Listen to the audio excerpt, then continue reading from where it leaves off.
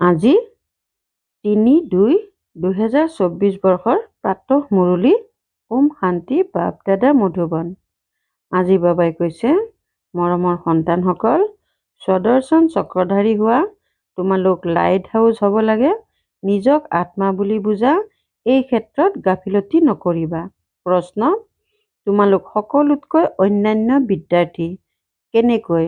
উত্তৰ, তোমালোক গৃহস্থালীত আছা, শৰীৰ নিৰ্বাহৰ বাবে ৮ ঘণ্টা কৰ্মও কৰা, লগতে ভৱিষ্যত ২১ জন্মৰ বাবে ৮ ঘণ্টা আনক পিতাৰ সমান কৰি তোলাৰ সেৱা কৰা। সকলোখিনি কৰিও পিতা আৰু ঘৰক স্মৰণ কৰা। এয়াই তোমালোকৰ অন্যান্য বিদ্যাৰ্থী জীৱন। জ্ঞান বহুত সহজ, কেৱল পাৱন হ'বলৈ পৰিশ্ৰম কৰা। ওম শান্তি। পিতাই সন্তানসকলক পুৰুষাৰ্থ ক্ৰম অনুসৰি সোধে, মূল বতনো ক্ৰমানুসৰি নিশ্চয় স্মৃতিলৈ আহে। সন্তানসকলৰ এইটোও নিশ্চয় স্মৃতিলৈ আহে যে আমি প্ৰথমতে শান্তিধামৰ নিবাসী হওঁ, আকৌ সুখধামলৈ আহোঁ। এইটো নিশ্চয় অন্তৰেৰে ভালকৈ বুজি পোৱা। মূল বতনকে ধৰি এয়া যি সৃষ্টি চক্ৰ আছে আৰু কেনেকৈ পুনৰাবৃত্তি হয়, এয়াও বুদ্ধিত আছে। আমি এতিয়া ব্ৰাহ্মণ, আকৌ ক্ষত্ৰিয়, বৈশ্য, শূদ্ৰ হ'মগৈ। এয়াতো বুদ্ধিত চক্ৰকাৰে ঘূৰি থাকিব লাগে নহয়। সন্তানসকলৰ বুদ্ধিত এই গোটেই জ্ঞান আছে।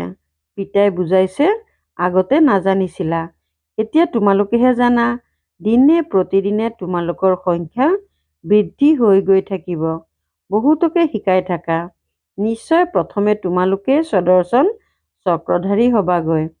ইয়াত তোমালোক বহি আছা, বুদ্ধিৰে জানা যে সেইজন আমাৰ পিতা। তেওঁৱেই আমাক শিকাওঁতা পৰম শিক্ষক।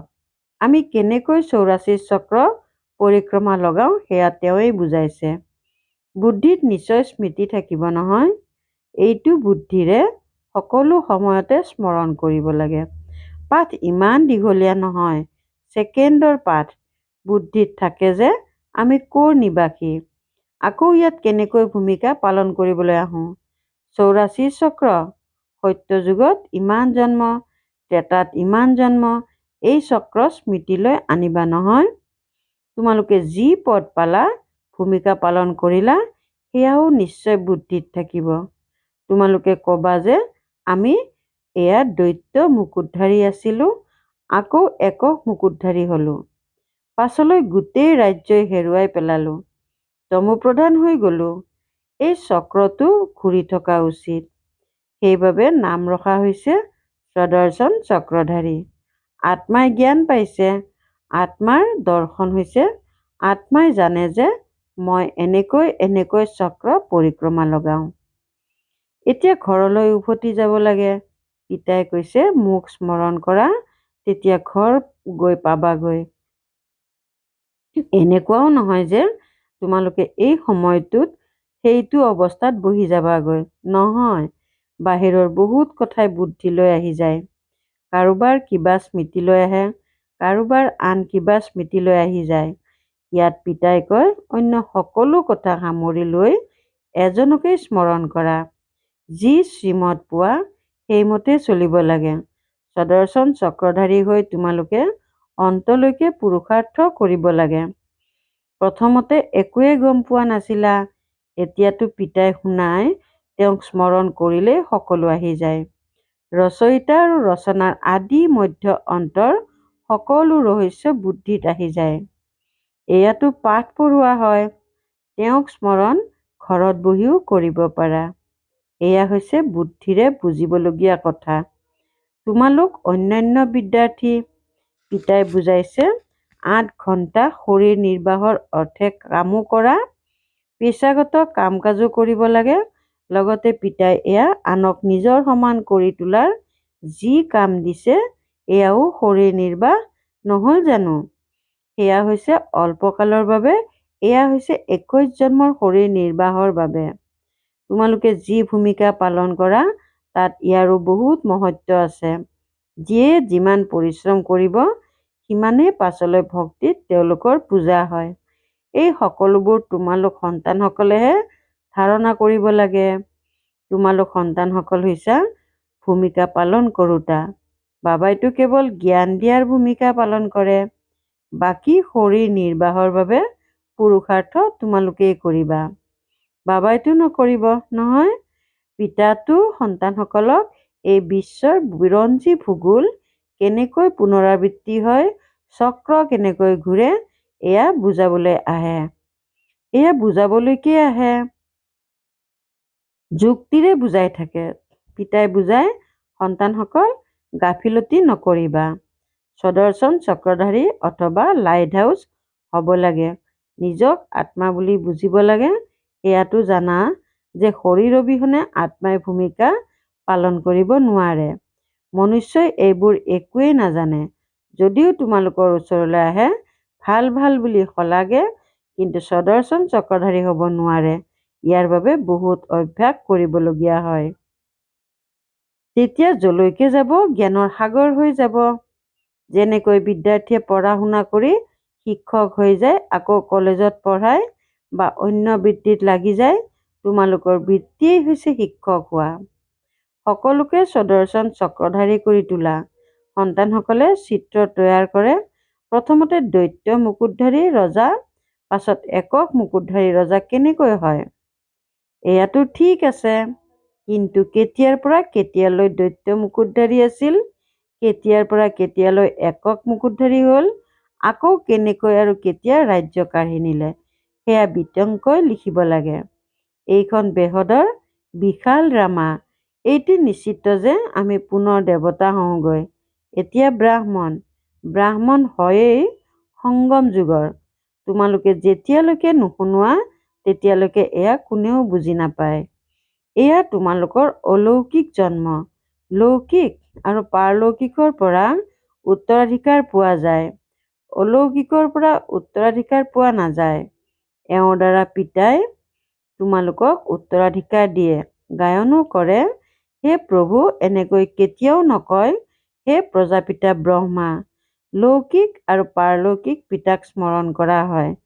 এই কথাবোৰ কোনেও নাজানে, তোমালোকেহে জানা। পাৰলৌকিক পিতাৰে অবিনাশী সম্পত্তি, লৌকিক পিতাৰ হৈছে বিনাশী সম্পত্তি। ধৰি লোৱা কোনোবা ৰজাৰ সন্তানে 5 কোটি সম্পত্তি পালে, তেনেক্ষেত্ৰত বেহদৰ পিতাৰ সম্পত্তি সন্মুখত ৰাখিলে তেতিয়া ক'ব তাৰ তুলনাত এয়া অবিনাশী আৰু সেয়াতো সকলো নাশ হৈ যাব। এতিয়া যিসকল কোটিপতি তেওঁলোক মায়াবাসত আবদ্ধ হৈ আছে, তেওঁলোক এই জ্ঞান ল'বলৈ নাহে। পিতা হৈছে গৰীবৰ ত্ৰাণকৰ্তা। ভাৰত বহুত গৰীব, ভাৰতৰ বহুত মনুষ্যও গৰীব। এতিয়া তোমালোকে বহুতৰ কল্যাণ কৰাৰ পুৰুষাৰ্থ কৰি আছা। সাধাৰণতে ৰোগাক্ৰান্ত সকলৰ বৈৰাগ্য জন্মে। ভাবি লয় জীয়াই থাকি কি কৰিম। মুক্তিধামলৈ যোৱাৰ ৰাস্তা পোৱা হ'লে দুখৰ পৰা মুক্ত হ'ব বিচাৰে। সত্যযুগত কোনেও নিবিচাৰে, কিয়নো তাত একো দুখ নাই। এই কথাবিলাক তোমালোকে এতিয়া বুজি পাইছা। বাবাৰ সন্তান বৃদ্ধি হৈ গৈ থাকিব। যিসকল সূৰ্যবংশী চন্দ্ৰবংশী দেৱতা হ'বলগীয়া আছে, তেওঁলোকেহে আহি পুৰুষাৰ্থৰ ক্ৰম অনুসৰি এই জ্ঞান ল'ব।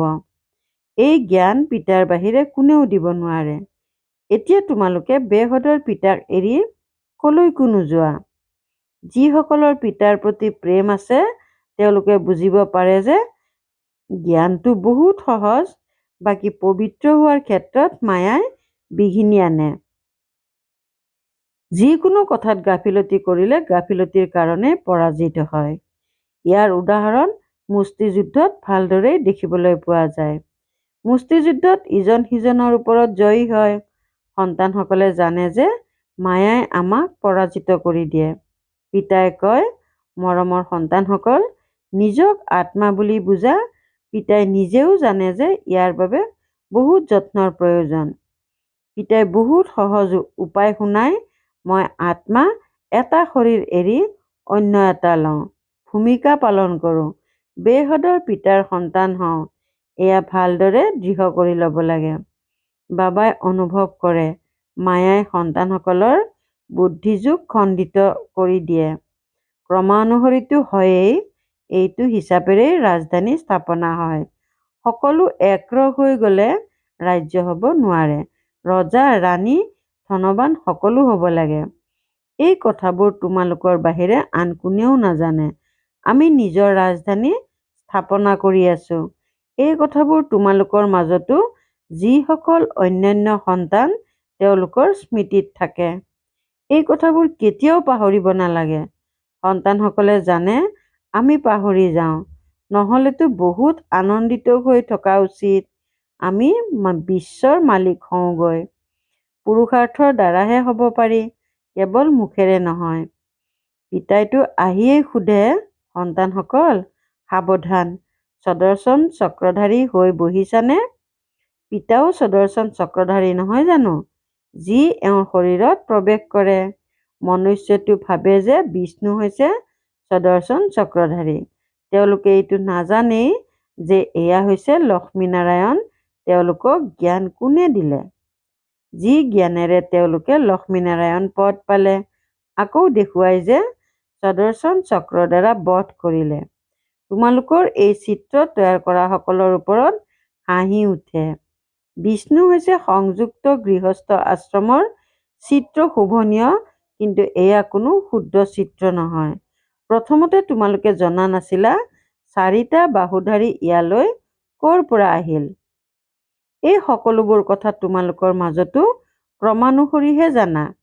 পিতাই কয় সকলো তোমালোকৰ পুৰুষাৰ্থৰ ওপৰত নিৰ্ভৰ কৰে। পিতাৰ স্মৃতিৰেহে পাপ খণ্ডিত হয়।